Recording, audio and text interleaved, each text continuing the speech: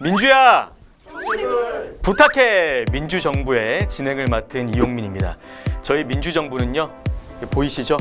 민주정부, 민주야 정책을 부탁해. 이게 접니다. 많이 닮았죠?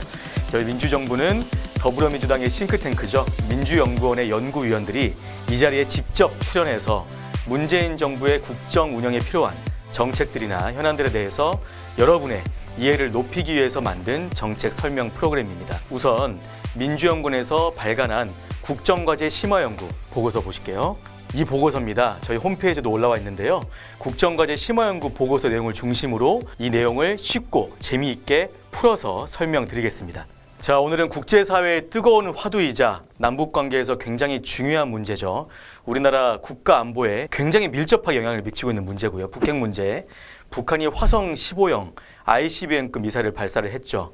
최고 고도까지 올라갔고요. 사거리가 약 13,000km 이상까지 추정되는 그런 미사일을 발사를 했죠. 또 지난 9월 3일에는 북한이 6차 핵실험까지 단행을 했죠. 그 핵실험의 폭발 위력이 지난 1차 때보다 최소 50배 이상 간다. 그렇게 추정이 되고 있는데요. 이런 핵실험, 탄도미사일 발사 같은 북핵 위협이 국제사회 긴장감을 굉장히 고조시키고 있고 이 한반도 정세를 계속 경랑 속으로 빠지게 하고 있죠.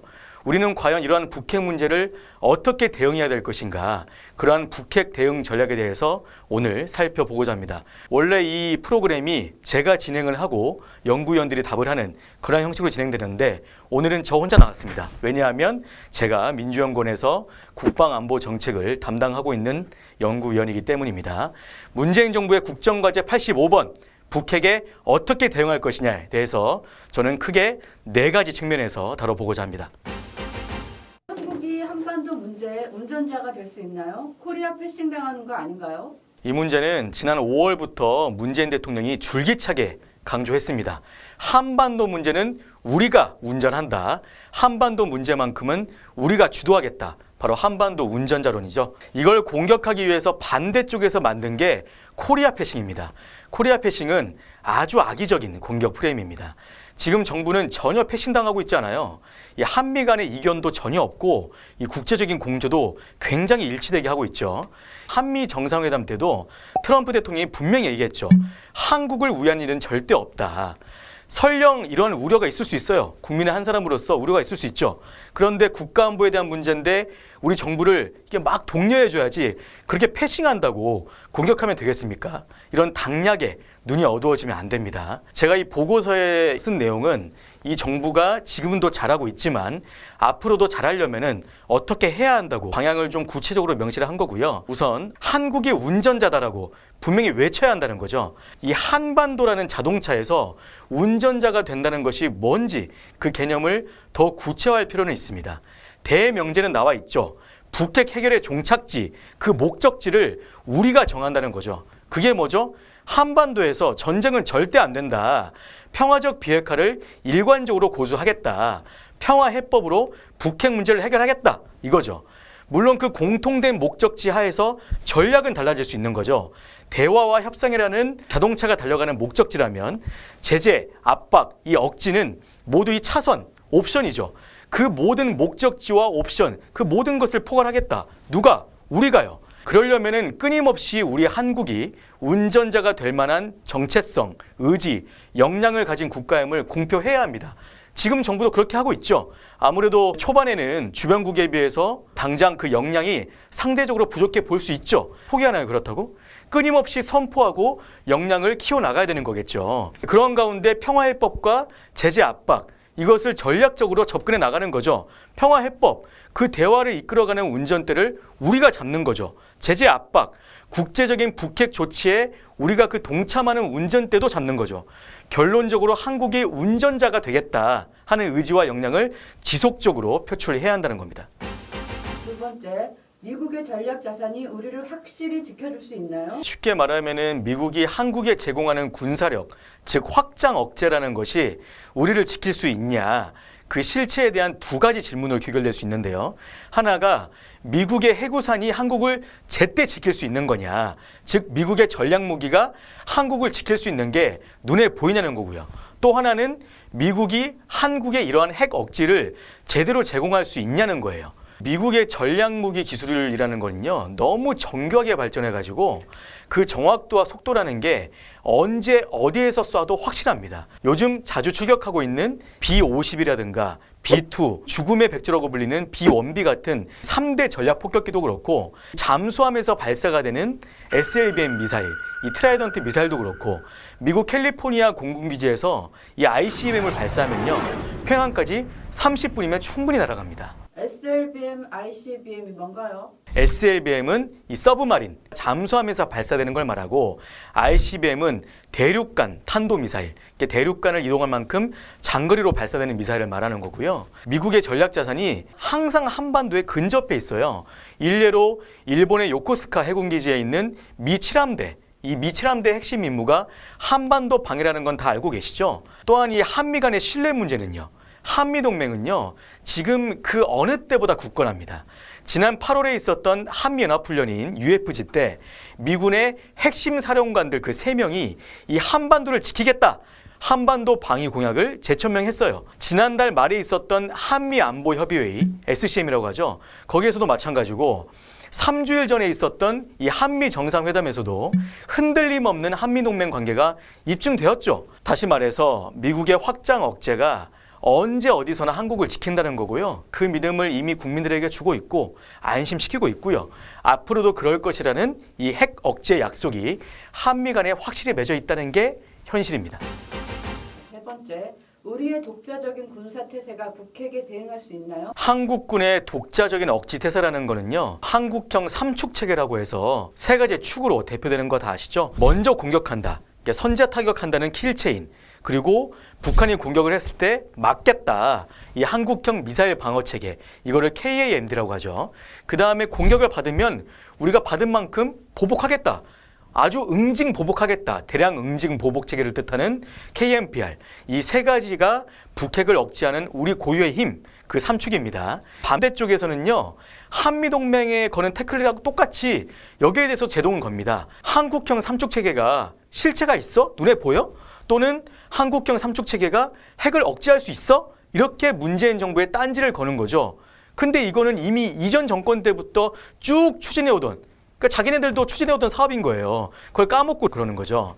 먼저 실체가 있냐부터 보죠. 지난 7월에 국정기획자문위원회가 발표한 계획 문건을 보면요, 아주 명확한 목표와 로드맵을 가지고 최대한 이걸 좀 빨리 구축하려고, 이걸 조기 전력화라고 하죠. 그렇게 신속하게 추진하고 있습니다.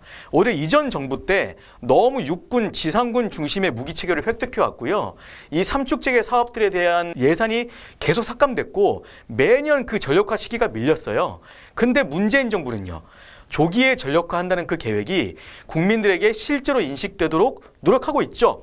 2022년까지 약 240조라는 어마어마한 예산을 집중 투입해서 그 삼축체계의 틀을 모두 구축할 거고요. 내년도 2018년도 국방 예산만 봐도 올해 대비 7%가 증가한 약 43조고요. 이거는 최근 10년간의 국방비 증가율에서 가장 큰 폭으로 증가한 거예요. 특히 무기체계를 획득하는 데 필요한 방위력 개선비가 11% 증가했고요. 이 중에서도 북핵 위협에 대응하겠다 하는 예산이 14% 증가했어요. 정부와 대통령의 강력한 의지를 볼 수 있죠. 군 내부적으로는 이러한 사업 추진 계획을 좀 더 구체화해야 할 텐데 이미 그 작업을 실행화하는 작업을 지속적으로 하고 있어요. 실체가 보인다는 거죠. 자, 그럼 실체는 있는데 삼축 체계가 핵을 억제할 수 있냐? 킬체인에 꼭 필요한 초고성능 무인 정찰기, 글로벌 호크라고 하죠. 이게 내년부터 도입되고요. 4.25 사업이라고 하죠. 이거는 독자적으로, 우리나라가 독자적으로 개발하는 눈에 해당하는 그 군사 정찰 위성을 개발하는 건데 이것도 하고 있어요. 이 눈이 갖춰져 있으면 때릴 수단도 필요하겠죠. 그래서 육군과 공군의 미사일들, 정밀 유도 폭탄들, 이 에이테킴스라든가 현무 미사일 시리즈들, 특히 이 현무 EC 미사일은요, 사거리가 800km 정도고 최대 1000km인데 이게 지난 6월에 발사에 성공을 했어요. 여기에 F-15K 전투기에 탑재될 타우너스 미사일은 내후년까지 실전 배치가 완료될 거고요. 차세대 전투기인 F-35A도 내년부터 들어옵니다. 특히 아까 말했던 타우러스 미사일은요, 사거리가 500km이기 때문에 우리나라 후방 지역, 대구와 같은 후방 지역에서 발사해도 북한의 미사일 기지가 있는 전 지역이 다 사정권이에요. 그리고 이번 한미 정상회담 때 합의된 내용 보셨죠? 미사일 지침을 개정을 해가지고 탄두 중량 제한을 완전히 해제하겠다는 거예요. 이건 무슨 말이냐면 현무 2C급, 그러니까 800km급 사거리를 가진 미사일에 중량 2톤짜리 벙커버스터, 그러니까 지하의 핵심 군사시설을 관통할 수 있는 그런 폭탄을 탑재하면 사실상 핵무기에 버금가는 파괴 효과를 가질 수 있다는 겁니다. 핵무기를 굳이 한국에 배치하지 않고도 핵 억지 효과를 낼 수 있다는 거예요. 이것들이 모두 킬체인과 KMPR의 핵심 전력, 즉 한국형 전략 무기라고 볼 수 있는 거죠. 든든하시죠? KAMD에 필요한 적어도 요격 미사일, 패트리엇이라고 하죠. 팩2라든가 팩3, 그리고 내년까지 전력화가 되는 M셋 미사일까지 저고도를 담당했으면 중고도와 고고도를 담당해야 되겠죠. 이 중고도와 고고도를 담당하는 요격 미사일 LSM도 곧 완성되고요. 아직 임시 배치 상태이긴 한데 주한미군의 사드도 고고도 방어를 담당하겠죠. 이래도 한국형 삼축 체계가 북핵을 억제하겠냐 비판할 겁니까? 제가 쓴 보고서에서는요, 일명 수중 킬체인에 필요한 핵 추진 잠수함을 도입하자, 이런 것도 검토해 볼 수 있다라고 썼는데 이게 다 대통령하고 국방장관이 모두 강조했던 사항이죠. 그리고 미사일 방어 체계 KAMD를 보강하기 위해서 기존에 우리가 갖고 있는 이지스함에다가 SM3나 SM6 같은 그런 요격 미사일도 탑재하는 방안도 검토할 수 있다는 내용도 포함했습니다. 현재 정부가 계획하고 있는 이 현행 계획을 차질 없이 이행하고 더 필요한 건 또 보강하면 되겠죠. 네 번째, 전술핵 재배치는 필요하지 않나요? 왜 반대하는 거죠? 전술핵 재배치 문제라는 게 참 이쯤에서 빠질 수가 없는 문제죠.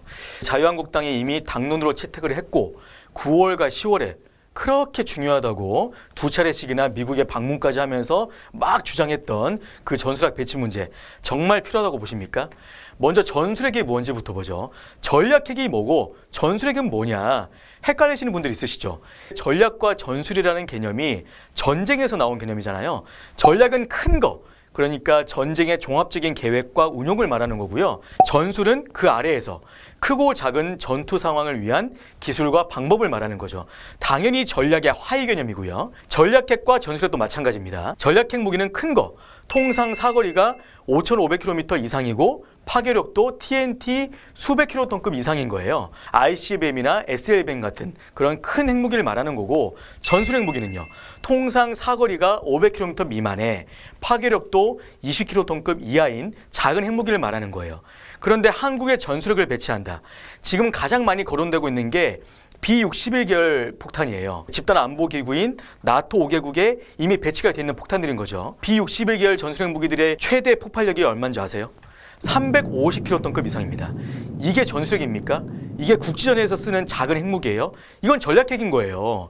전술핵을 한국에 배치하자고 주장해봤자 1991년에 이미 한국에서 완전히 철거하고 폐기한 그런 전술핵이 갖다 놓을 전술핵이 없는 거예요. 전략 핵무기의 가치를 가질 거기 때문에 그 핵무기의 정치적인 군사적인 파괴력과 그 위험성이 어마어마하다는 겁니다. 그 개념이 뭐가 됐든 전술핵 배치 주장을 검토해 본다 치자고요. 현실성이 있는 주장일까? 첫째, 우리가 북한에 핵 동결하자, 아예 핵을 폐기하자, 계속 평화적 해법을 요구하고 있는데 우리가 핵무장을 한다? 한반도 비핵화라는 게 완전히 깨지는 거죠. 평화해법에서 가장 중요한 비핵화의 명분을 우리 스스로 그냥 버리자는 겁니다. 둘째, 동맹국인 미국이 허락할까요? 확실히 불용을 표명했죠. 그런데 우리가 계속 주장하면요, 지금도 충분히 굳건하게 유지되고 있는 한미동맹의 근간을 우리가 훼손시킬 수 있다는 거죠. 전술핵을 고집하는 건요, 아까 얘기했던 미국의 핵 억지 공약에 대한 불신을 계속 표출하는 거예요. 오히려 그렇게 되면 핵 억지를 약화시키지 않겠습니까? 셋째, 국제사회도 절대 허용하지 않죠. 중국의 3불 1무, 여기서 1무가요, 무핵, 핵무기를 절대 허용하지 않겠다는 거예요. 일본의 비핵화 3원칙도 다 한반도 비핵화를 전제로 한 거예요. 근데 한국이 핵무장한다? 핵 도미노라고 하죠. 막 쓰러지는 거. 동북아 지역에 핵 군비 경쟁의 바람이 휘몰아칠 겁니다. 그럼 배치하면 효과는 있을까요? 이 전술핵을 배치하자고 주장하는 사람들이 두 가지 입장을 가져요. 하나가 북핵 억지, 핵은 핵으로 맞대응하자는 거고, 하나는 북핵 협상, 핵을 핵과 함께 포기하게 하자. 핵을 갖다 놓고 북한의 핵을 포기하게 하자 이런 건데 하나씩 보죠. 전술핵의 북핵을 억제할 수 있냐? 없어요. 이 핵 대 핵을 전진 배치해가지고 이루어지는 평화가 여러분 진짜 평화일까요? 핵 공포 속에 이루어지는 평화라는 것은 완전히 허구 속의 평화입니다. 핵 억지라는 게 핵 경쟁으로 이어질 거고 이게 북한의 지속적인 핵과 미사일 도발을 유도하는 촉매제가 될 거고요. 핵 군비 경쟁이라는 새로운 판도라의 상자가 열릴 거고요. 자, 그러면 전술핵을 한국에 갖다 놓으면 북한 보고 핵을 포기해라 이런 협상이 가능할까요? 불가능합니다. 임시로 조건부로 핵을 배치한 다음에 북한과 등가 그러니까 동일한 가치의 핵 가치를 주고받는 협상을 해서 한반도 비핵화를 달성하면 전술핵을 다시 미국에 갖다 놓자, 철수시키자 이런 주장인데 그걸 누가 보장할 수 있습니까? 북한이 이미 보유하고 있는 핵을 스스로 폐기한다는 그런 목표로 협상에 나올 것 같습니까? 그걸 누가 확신할 수 있습니까? 북한이 비핵화라는 협상의 목적이 아니라 남남 갈등 그리고 한미동맹 지금 굳건한 그 한미동맹의 분열 같은 그런 효과를 노리고 협상에 임할 가능성이 높아요. 이뿐만 아니라 북한 입장에서는 한국과의 핵 협상이 등가적인 이 동일한 거래가 아니에요. 아시다시피 북한에서는 단거리, 중거리, 장거리 핵무기, 스커드, 노동, 무수단, IRBM 이번에 화성 15형 같은 ICBM급 다 가지고 있는데 전술 핵무기라는 단거리 핵무기만 보유한 한국과 등가의 협상을 한다? 핵무기 한 개 종류와 모든 종류의 핵무기를 함께 폐기한다는 게 상식 밖의 얘기라는 거죠. 이 핵 협상의 대칭이 아닌 비대칭 구조라는 거죠. 절대 불가능한 얘기라는 겁니다. 자유한국당을 비롯해서 전술핵 재배치를 주장하는 사람들은 이렇게 현실성도 없고 실효성도 없는 핵무장 얘기 정말 그만둬야 되고요. 정략적으로 이득 취하려고 하지 말고 국가 안보에 매우 중요한 사안이기 때문에 정말 국익만 바라보고 우리 정부가 고수하고 있는 한반도 비핵화 원칙을 토대로 초당적으로 모든 역량을 집중해야 할 때입니다. 자, 지금까지 내용을 한번 정리 한번 해보겠습니다. 한반도 문제의 운전대는 누가 잡는다? 우리가 잡는다. 코리아 패싱은 있다 없다? 없다. 미국의 핵 우산은 믿을만하다 못 믿겠다? 믿는다. 정말 믿으시죠? 믿습니다. 전술핵 배치는 된다 안 된다? 안 된다. 절대 안 됩니다, 여러분. 지금까지 민주연구원이 발간한 국정과제 심화연구 보고서 내용을 토대로 첫 번째 시간으로요. 북핵 대응 전략에 대해서 살펴봤습니다. 그동안 여러분들이 알고 싶었지만 다가서기 어려웠던 그런 정책들을 저희 민주정부 기억해 주세요. 민주화 정책을 부탁해 저희 민주정부가 쉽고 재미있는 설명으로 여러분께 직접 다가가겠습니다. 감사합니다.